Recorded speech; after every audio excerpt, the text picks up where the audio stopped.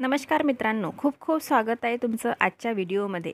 कोट्यवधी कर्मचाऱ्यांना EPFOचा धक्का, ही महत्त्वाची सुविधा बंद। जाणून घ्या संपूर्ण माहिती। त्यापूर्वी चॅनलला नवीन असाल तर लाईक आणि सबस्क्राईब करायला विसरू नका। खाजगी क्षेत्रात काम करणाऱ्या कर्मचाऱ्यांचे 12% पगार EPF खात्यात जमा होते। तसेच कंपनीकडूनही 12% रक्कम टाकली जाते। त्यातून कर्मचाऱ्यांना निवृत्तीनंतर पेन्शन व निवृत्त होताना PFची रक्कम दिली जाते।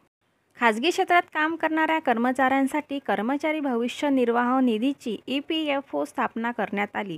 या संस्थेचे सभासद कोट्यवधीमध्ये आहेत। EPFOकडून कर्मचाऱ्यांना गेल्या 3 वर्षापासून देण्यात येणारी सुविधा आता बंद केली आहे। EPFOने कोविड-19 ॲडव्हान्स सुविधा बंद केली आहे। कोरोना काळात ही नॉन रिफंडेबल सुविधा सुरू करण्यात आली होती। आता 12 जून 2024 रोजी परिपत्रक काढून ॲडव्हान्स सुविधा बंद करण्याचा निर्णय घेतला आहे।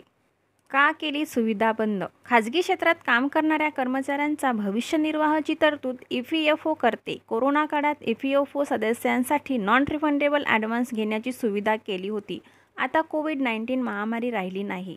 यामुळे ही सुविधा तत्काळ प्रभावाने बंद करण्यात येत असल्याचे EPFOच्या परिपत्रकात म्हटले आहे। ज्या ट्रस्टकडून EPFO सुविधा दिली जाते त्यांच्यासाठी हा नियम लागू आहे।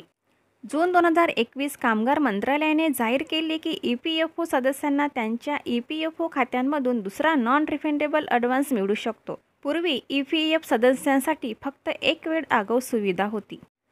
EPFOकडून सदस्यांना 3 महिन्यांचा मूळ पगार आणि महागाई भत्ता किंवा EPF खात्यात उपलब्ध रकमेच्या 75% यापैकी जे कमी असेल ती मिळत होती। EPFOने घर, लग्न आणि शिक्षणाशी संबंधित कामासाठी रक्कम देत होती। भेटूया पुढील अशाच माहितीसोबत, तोपर्यंत धन्यवाद।